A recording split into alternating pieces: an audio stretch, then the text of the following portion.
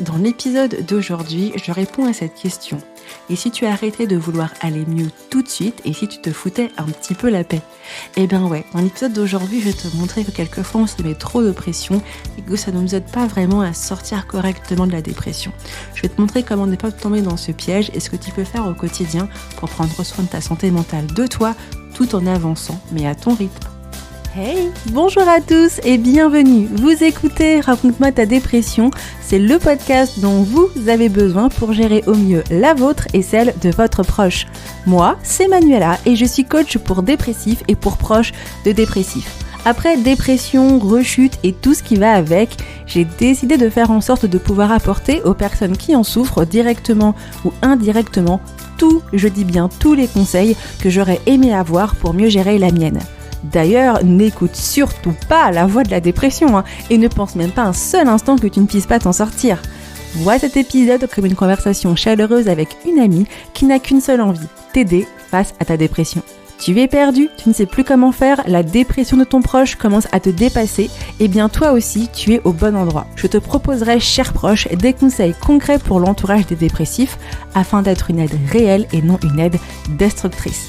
Chaque mercredi pour les proches des dépressifs et chaque vendredi pour les dépressifs, ici, je te partage tous les conseils dont tu as besoin pour retrouver joie, motivation et savoir-faire.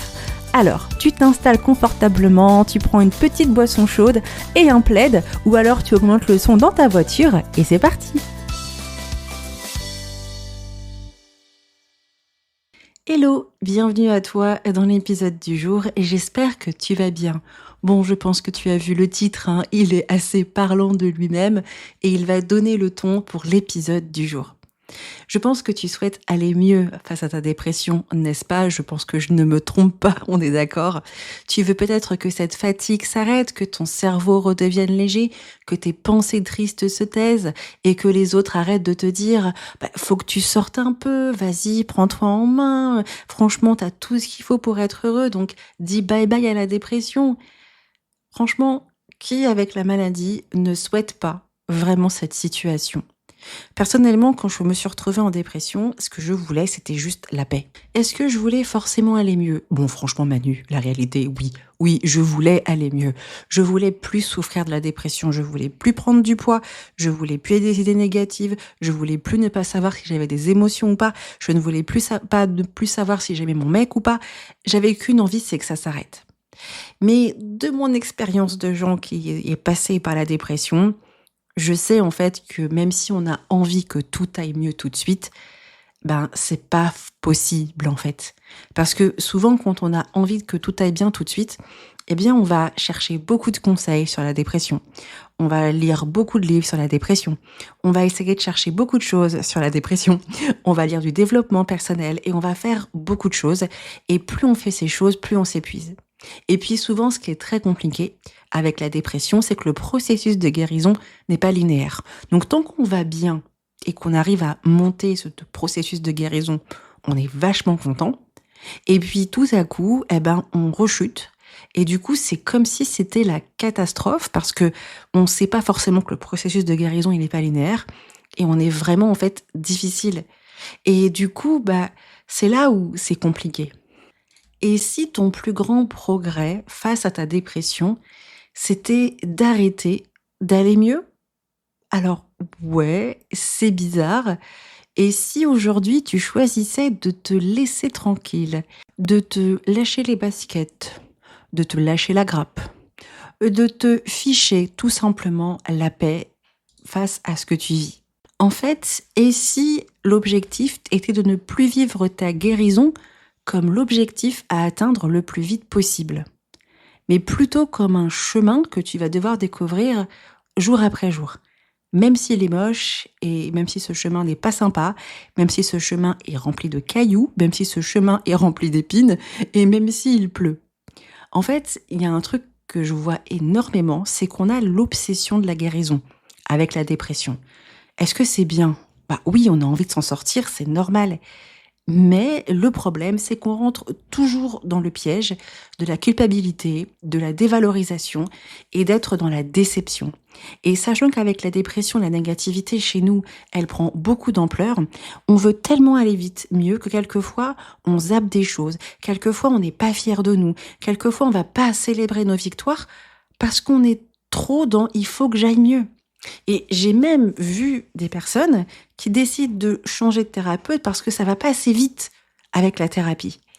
Et personnellement, alors c'est pas bien ce que je vais dire, parce que j'ai vu des personnes, en fait c'est moi.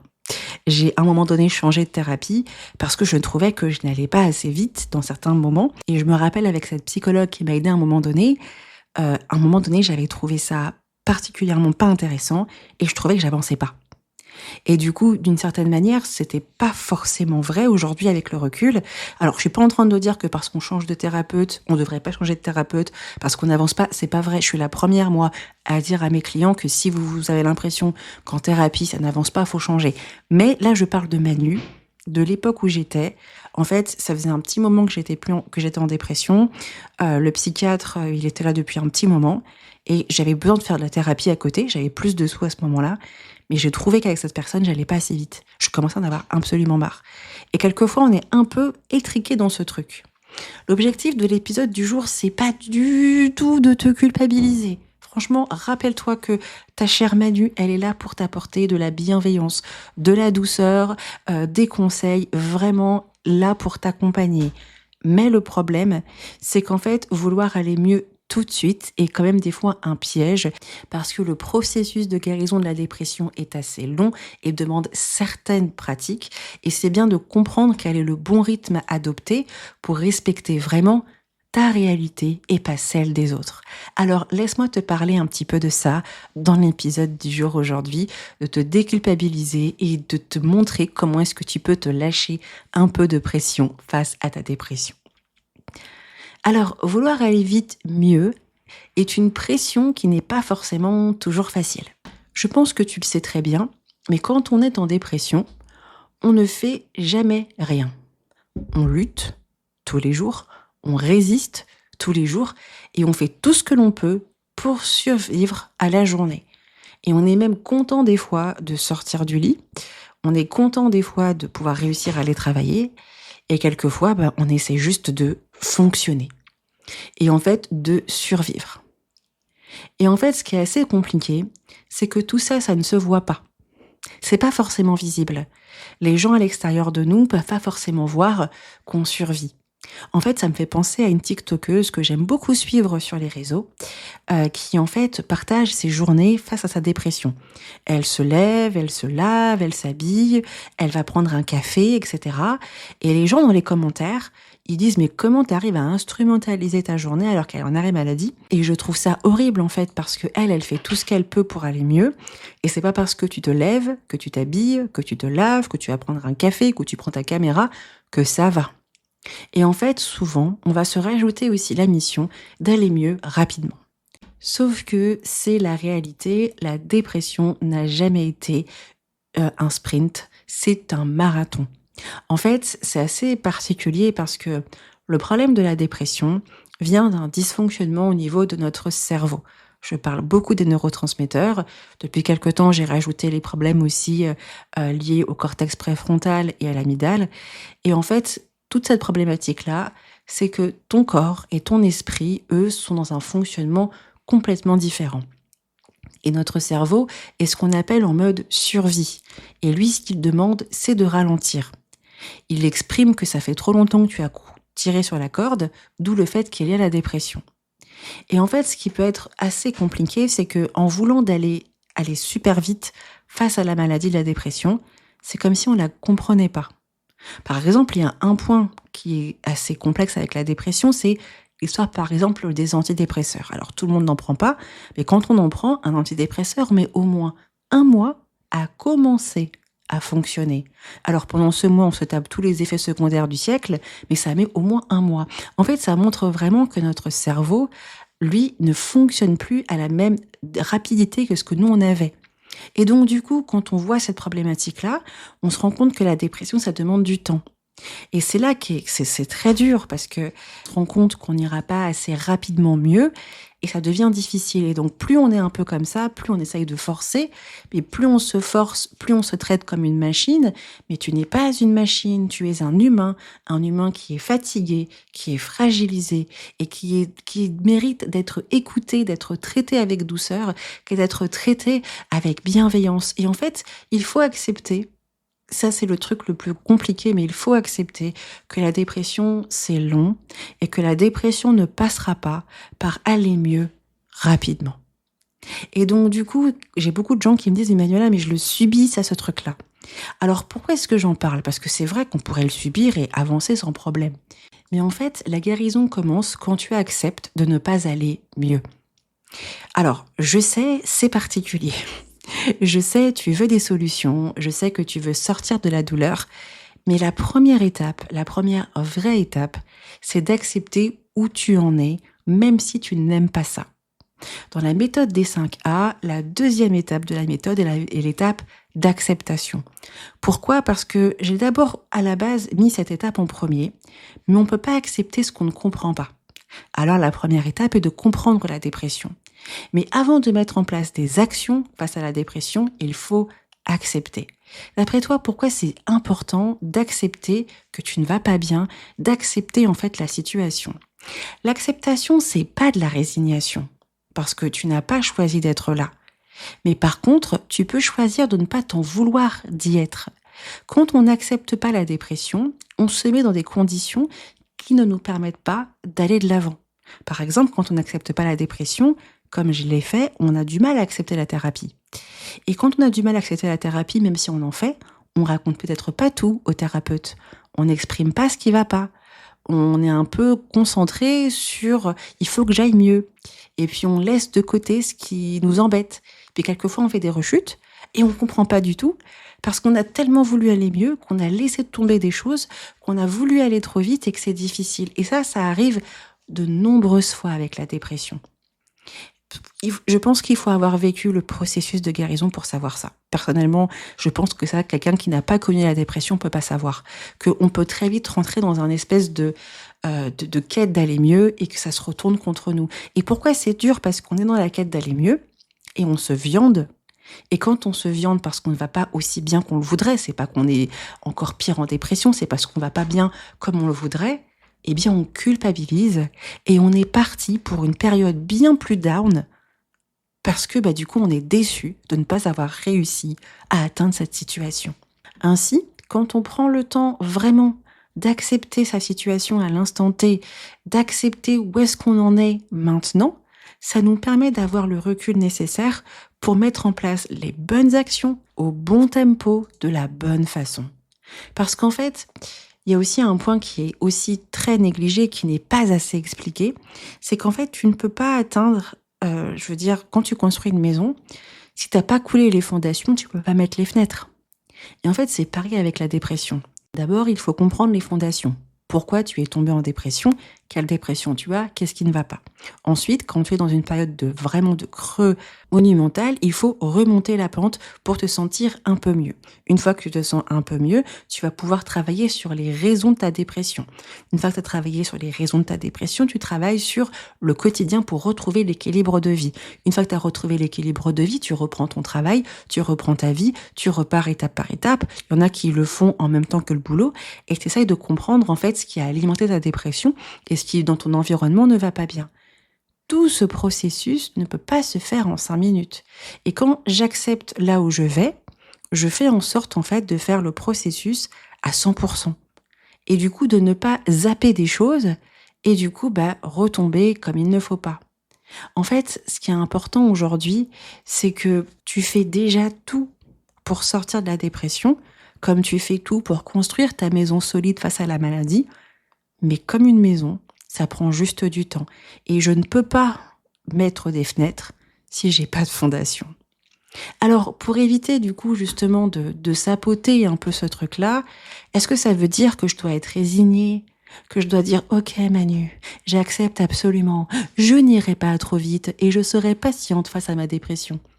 Mais est-ce que cette patience, elle peut pas être un peu sympa?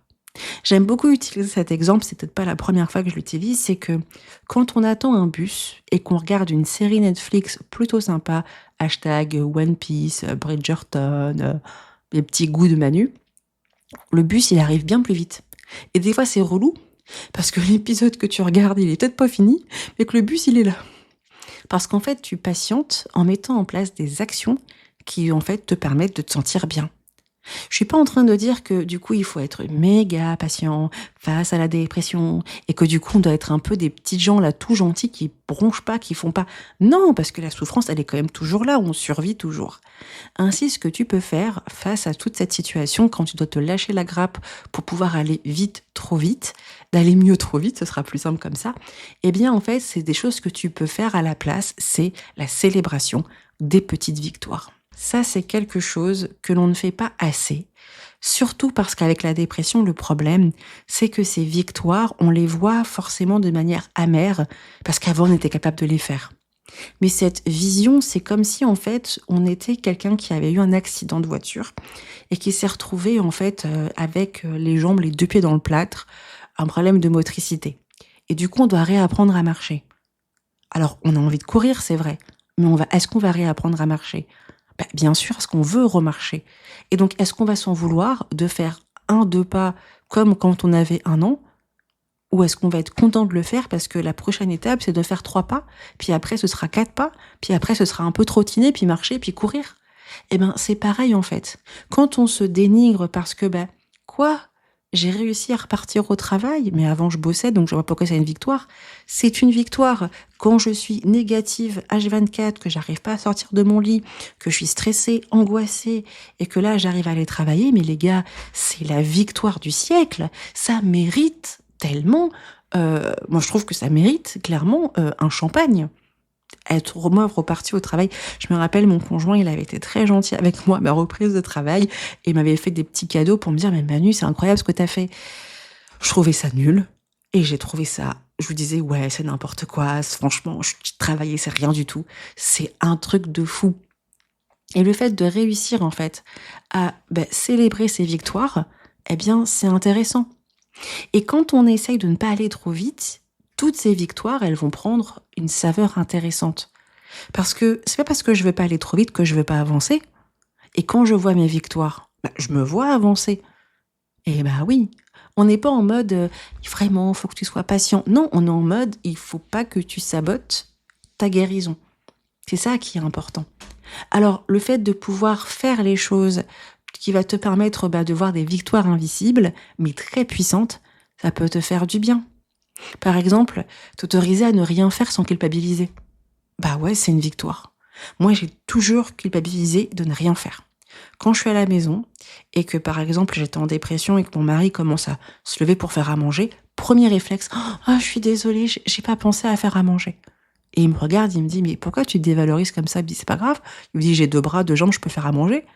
Bon, dans ma conception de la femme soumise que j'ai appris de ma mère et de ma grand-mère, on fait à manger à la maison, mais c'était très dur. Alors aujourd'hui, mon mari pourra se moquer de moi parce que c'est lui qui cuisine plus, alors que je vais mieux, mais j'étais quand même contente de voir que finalement, en m'autorisant de ne rien faire, je me repose. Et dans ces moments-là, quand j'ai oublié de faire à manger, est-ce que mon esprit, peut-être, il est réceptif à la nourriture? Peut-être que je suis pas au top de ma forme et que ça me fait du bien de me faire servir. Alors, je ne vais pas tomber dans le piège de rendre mon conjoint un petit esclave à mes besoins. Peut-être que je devrais essayer un truc comme ça. Bon, je me calme, promis, je me calme. Mais en tout cas, pour montrer que apprendre à faire des choses sans se culpabiliser, ça fait du bien. Par exemple, moi, il y a un truc que j'aime beaucoup faire, c'est noter tous les soirs ce que j'ai réussi à faire. Et quelquefois, c'était un truc que j'avais noté une fois dans mon carnet, c'est que j'avais mis des chaussettes. Je sais que je le prends beaucoup cet exemple, mais moi, ça m'a marqué. La seule chose que j'ai fait de la journée que j'ai trouvé intéressante, c'est de mettre des chaussettes. Parce que j'ai toujours eu des chaussons, mais quand je suis tombée en dépression, je me négligeais sur absolument tout et je mettais plus mes chaussons. Et quand j'ai commencé à remettre des chaussettes, je me rendais compte que je prenais un peu soin de moi. Et je l'ai noté. Alors, la réflexion sur les chaussettes, j'ai mis des années à comprendre un peu cette histoire, mais c'était important pour moi.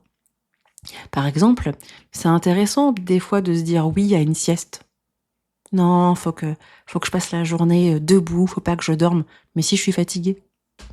Puis des fois, c'est bien de dire oui à j'arrête Instagram ou TikTok parce que j'arrête pas de me comparer avec les gens.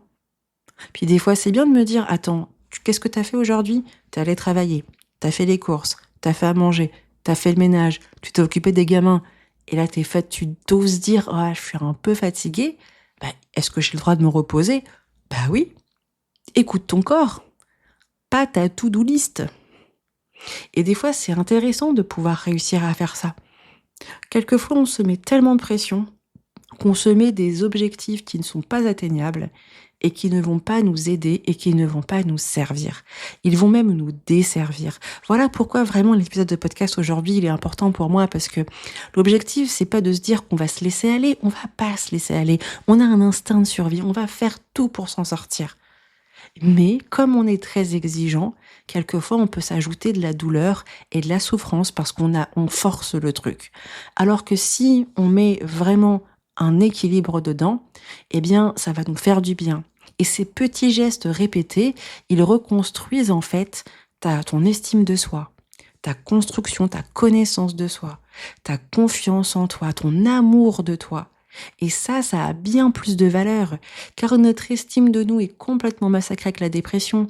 Mais le fait que je m'aime, que je suis fière de moi, que j'accepte mes limites, que j'accepte qui je suis, que je me donne le temps de faire les choses, ben je réapprends à prendre soin de moi. Parce que je sais que peut-être je suis tombée en dépression, parce que peut-être qu'on ne m'a pas appris à prendre soin de moi. Et que peut-être face à la dépression, c'est le moment d'apprendre à prendre soin de moi. Et c'est ça qui est incroyable. Et du coup, c'est pour ça que c'est important. Vraiment, il est important de ne pas se focaliser à essayer de guérir vite, mais de guérir correctement. Clairement, je l'ai déjà dit tout à l'heure, mais tu as le droit de vouloir aller mieux. Mais ce mieux n'a pas à être contre toi, il doit être avec toi. Ainsi, en te respectant, en accueillant chaque étape, même les moins sexy, même les plus moches, bien tu y arriveras. Si l'étape que tu dois faire, c'est peut-être aller prendre une douche parce que tu te laves plus vraiment ou te brosser les dents, mais c'est une super victoire. Moi, je sais pertinemment que l'hygiène a été un gros problème pour moi. En fait, c'est pas que je me rendais pas compte que j'étais sale, genre, je le faisais pas parce que j'y pensais pas. Et du coup, c'était un peu difficile. Bah, c'est une victoire à reprendre un peu de la propreté tous les jours, c'est une grosse victoire. Et du coup, ça va être aussi intéressant. Plus tu te mets de la pression, plus tu bloques le processus. Car plus tu te juges, plus tu te figes. Et du coup, tu deviens vraiment très critique sur chaque aspect de ce que tu fais. Mais par contre, plus tu t'accueilles, même dans ta lenteur, et plus tu avances. Et c'est là où c'est intéressant. Et tu peux même faire des pauses. Qui a dit qu'une pause, c'était quelque chose de mauvais? On peut faire une pause pour respirer, pour reprendre des forces, pour s'écouter et pour en fait réussir à aller de l'avant. Et du coup, tant que tu apportes de la douceur chaque jour, ça peut aller. Vraiment, cet épisode de podcast était vraiment là pour t'encourager et pas te mettre de pression et te montrer qu'en fait, aller vite, c'est intéressant. Et malheureusement, ça peut se retourner contre nous. On a vu beaucoup de choses aujourd'hui, n'est-ce pas? Et j'espère sincèrement que l'épisode d'aujourd'hui, il est rassurant et bienveillant, hein. Franchement, n'hésite pas à me le dire. Envoie-moi un petit message sur Insta, envoie-moi un petit mail pour me dire ce que tu penses de l'épisode de podcast ou tu peux noter dans la partie YouTube ce que tu as pensé. Ça me permettra de voir si ce que je te fais te plaît. En fait, ce que je voulais vraiment t'expliquer, c'est que on a vraiment une grosse pression face à la dépression et la pression de guérir vite épuise et surtout ralentit la guérison. On ne peut pas tout faire correctement si on va trop vite. Il est important de se rappeler que notre construction face à la dépression, c'est comme reconstruire une maison. Faut refaire les fondations pour être sûr que ça avance et on met pas les fenêtres avant les murs. Ainsi, accepter de ne pas aller bien, c'est une étape essentielle. L'acceptation de la dépression, ça évite de travailler contre elle et ça évite en fait de nous laisser dans des situations où on se met trop de pression.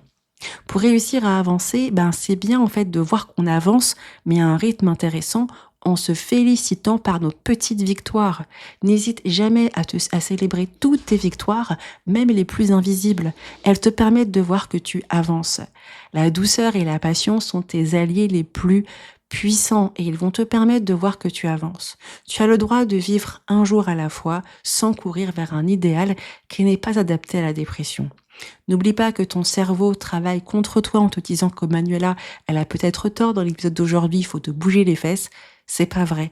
Si tu as une thérapie, que tu vas toutes les semaines voir ton thérapeute, que tu prends le traitement qu'il te faut parce qu'on te l'a proposé, que tu mets en place tous les conseils de ton psy, bravo.